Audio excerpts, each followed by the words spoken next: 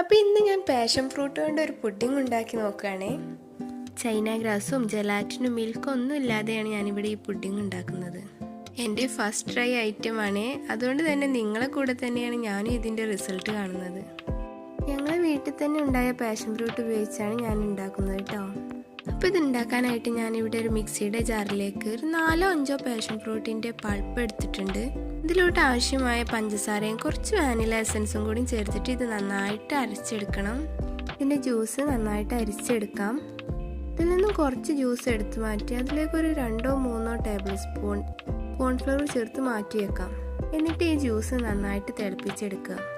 നന്നായിട്ട് തിളച്ച് വരുമ്പോൾ നേരത്തെ നമ്മൾ മാറ്റി വെച്ച കോൺഫ്ലവറിൻ്റെ മിക്സും കൂടി ഇതിലോട്ട് ചേർത്ത് കൊടുക്കണം. ശേഷം ഇത് നന്നായിട്ട് കുറുക്കിയെടുക്കണം.